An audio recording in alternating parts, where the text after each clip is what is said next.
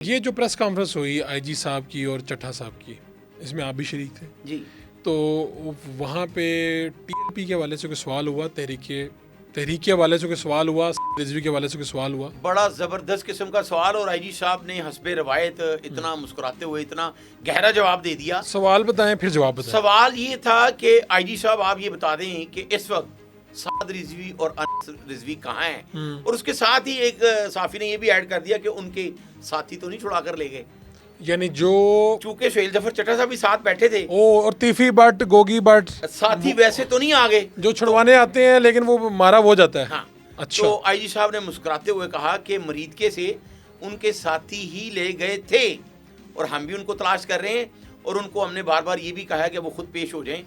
तो अब साथी आईजी साहब ने जो इशारा किया उनका ये था कि जब वो वहाँ पे एहतजाज हो रहा था तो उनके जो टीपी के साथी थे वो पुलिस की हिरासत से दोनों भाइयों को छुड़ाकर ले गए। ठीक है, तो पुलिस तो वहाँ पर जो पता चला कि वहाँ पे तकरीबन ये रिपोर्ट डॉन में छपी है, हमारे दोस्त आसिफ साहब हैं, उन्होंने ये खबर दी कि 10,000 लोग थे वहाँ पे, यानी पुलिस के फोर्स के जो पूरे पंजाब से, इस्लामाबाद से, यूनिट से, इधर उधर से मंगाए गए थे। देखें जी, वहाँ पर इस्लामाबाद पुलिस को भी देखा गया है जी, फुटेजेस मौजूद हैं, कई डीपीओज तो मैंने देखे हैं। डीपीओज देखे हैं आपने, एक और पंजाब में भी रहे हैं, वो आला पुलिस अफसर भी वहाँ से लाहौर में मौजूद थे, मरीदके में। अच्छा, तो वहाँ पे फोर्स इतनी थी, तो ये अब सोचने वाली बात है कि वो कैसे छुड़वा के ले गए, कि वो कैसे छुड़वा, और वहाँ पे सिग्नल भी बंद किए गए। बिल्कुल किए गए। वहाँ पे मोहसिन नकवी साहब और बाकी जो ये आईजी साहब, ये जो बड़े अफसरान थे, ये करीबी किसी हॉस्पिटल में जो डीएसक्यू वगैरह है उसमें, बल्कि उनकी एक फुटेज भी सामने आई। देखिए, जब वफाकी वजीर दाखिला वो किसी जगह पर मौजूद होता है तो वहाँ पर फिर सिक्योरिटी तो और भी बढ़ा दी जाती है, और कोई ना कोई ज्यादा खतरा मौजूद होता है जब उनको खुद आना पड़े। कि यानी इतना अहम ऑपरेशन था कि उसमें वहाँ पे पंजाब फोर्स का सरबराह था, इस्लामाबाद फोर्स का था, सभी वहाँ पर थे। तो आप वैसे क्राइम रिपोर्टर हैं, मुझे ये बताएं कि क्या पुलिस वाले इतने निकम्मे तो नहीं, अल्लाह माफ करे, हो सकते कि उनसे छुड़वा के ले जाएं? देखिए, जितनी फायरिंग हो रही थी ऐसा लगता नहीं है जितनी फोर्स थी, और खासकर जब वो इंस्पेक्टर शहजाद शहीद हुए उसके बाद फोर्स और ज्यादा अग्रेसिव हो गई। तो उस वक्त साद रिजवी की कुछ फुटेजेस भी वायरल हुई थी जिसमें वो पैगाम दे रहे हैं, आपने भी देखी होगी कि घर चले जाएं, वापस चले जाएं, गोली ना चलाएं, ये ना करें, वो ना करें। तो उनके पास जो खड़े थे, तो वो टीपी के ही कुछ लोगों से जब बात हुई तो उन्होंने कहा कि ये हमारे लोग नहीं है, जो उनके पास जब रिकॉर्ड हो रहा था तो वो हमारे लोग नहीं थे। तो फिर जब मैंने ही उनसे पूछा कि ये लोग कौन थे, तो फिर उन्होंने कहा कि ये इनके पास ही है। अब ये आईजी पंजाब डॉक्टर उस्मान अनवर ने जिस तरह कहा कि उसके साथी ही उसे ले गए, तो ये हो सकता है वो टीपी के कोई ऐसे लोग हों जिनका बाकी जो हमायती याफ्ता साथ है, जो उनको ही ना पता हो, क्योंकि इस तरह की जमातों में कई ऐसे विंग भी होती हैं जो स्पेशल विंग होते हैं, जो इस तरह के ऑपरेशन में पंजाब पुलिस की जो कैपेसिटी है उस पर कुछ शक है आपको? किस हवाले से? कि ये अच्छा काम करने वाले लोग हैं, जिसको पकड़ना चाहे पकड़ सकते हैं। अगर आप आज क्राइम करके, खुदा न खास्ता, आज़ाद कश्मीर जाके छुपना चाहें, बलूचिस्तान या केपी, तो पंजाब पुलिस आपको पकड़ना चाहे, आपका जितना मर्जी अच्छा नेटवर्क हो, क्या पंजाब पुलिस कामयाब होगी? मैं आपको एक सबसे बड़ी मिसाल दे देता हूँ। चीफ जस्टिस ऑफ पाकिस्तान साहब का इफ्तिखार चौधरी साहब, उनके बेटे अरसलान को आपको याद होगा 19 साल से इश्तहारी असलम बसा उसने थ्रेट किया, तो जब सुओ मोटो लिया गया तो उन्होंने कहा मुझे 24 घंटों में चाहिए, तो वो ना सिर्फ फिर 24 घंटों में सामने आया बल्कि वो मारा भी गया। तो जब हम पंजाब पुलिस पकड़ना चाहे तो पंजाब पुलिस पकड़ भी सकती है, और जब पंजाब पुलिस खुद भगाना चाहे भगा भी सकती है। तो ये पंजाब पुलिस की जो, यानी इनसे अगर किसी को ये पकड़ना तय कर लें तो चाहे वो जितना ही पावरफुल हो वो नहीं बच सकता। देखें, पाकिस्तान के वजीर आजम थे जुल्फकार अली भुट्टो, और जिस एसपी को प्रमोट किया उसी एसपी को कहा कि जुल्फकार अली भुट्टो चाहिए, तो वही पकड़ के लाया और ले आया। और आज़ाद कश्मीर ऐसा कोई नोगो एरिया नहीं है जहाँ से बंदों को पकड़ा नहीं जा सकता, कुछ चीज़ें उनकी किए नहीं जा सकती। कई देखिए, आज़ाद कश्मीर में भी जो आईजी लगता है जाके, वो यहीं से जाता है, वो हमारा हिस्सा है।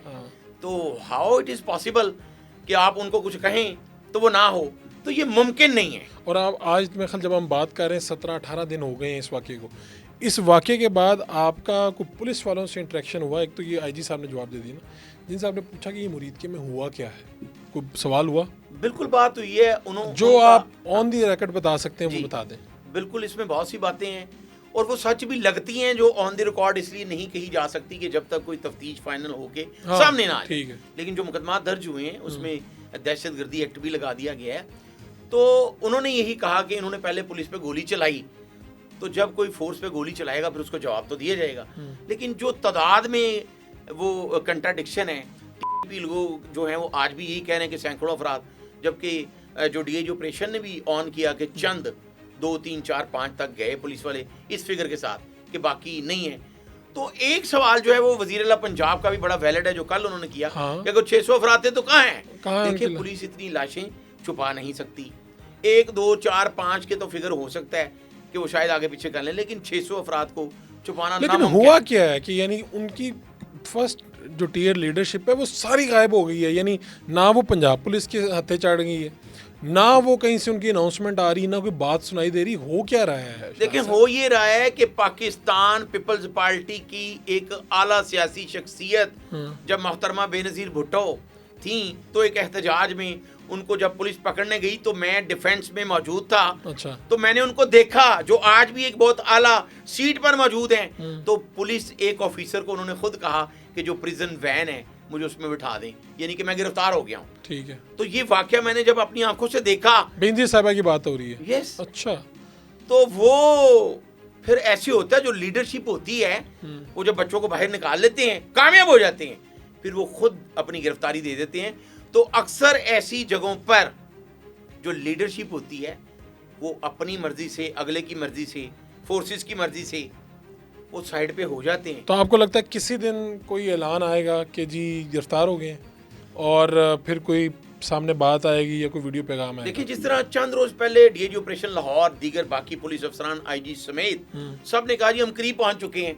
हाँ, सुराग लग गया है। सुराग लग गया। तो फिर हम ये समझ रहे थे कि आइंदा 1-2 घंटे में ये पता चल जाएगा वो गिरफ्तार हो गए हैं, या फिर ये भी समझ रहे थे कि करीब पहुंच गए और उनके साथी कुछ ऐसे पास हैं तो कोई ऐसा वाकया ना हो। आप जर्नलिस्ट हैं, आपको किसी पुलिस ऑफिसर ने ना बताया हो तो पुलिस के नीचे सब इंस्पेक्टर, इंस्पेक्टर जो लोग वहाँ जाके ऑपरेशन में मसरूफ़ थे वो तो कोई ना कोई बात बता ही देते हैं कि हमारे से कोई ज़्यादती हुई है या ये था माहौल वहाँ पे। जो एक्चुअल बात है वो बता देते हैं, कैमरे पे ना भी बताएं तो। ज़्यादती दोनों तरफ से हुई है। अच्छा। हाँ, अगर इंस्पेक्टर शहीद हुआ है तो उसके कुछ ऐसे एविडेंस पुलिस के पास मौजूद हैं कि वहाँ पर जो गोलियां मार के निकल रहा है उसकी वीडियो पुलिस के पास है कि वो नहीं करना चाहिए था। और जो वो फिर रिटेलिएट किया गया और पुलिस की तरफ से भी जो अंधाधुंध फायरिंग हुई वो भी नहीं होनी चाहिए थी।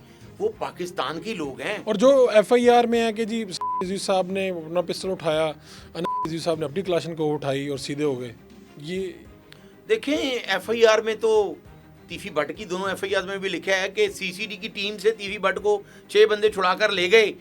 वो कितने तरबियत याफ्ता होंगे जो तीफी भट्ट को ले गए सीसीडी से, लेकिन बाद में वो इतने अनट्रेंड हो गए कि उन्होंने जब पुलिस आई तो उन्होंने तीफी भट्ट को मार दिया। जो तीफी भट्ट को पहले छुड़ाकर ले गए बाद में तीफी भट्ट को मार दिया। तो फिर एफआईआर की लैंग्वेज इसी तरह की होती है।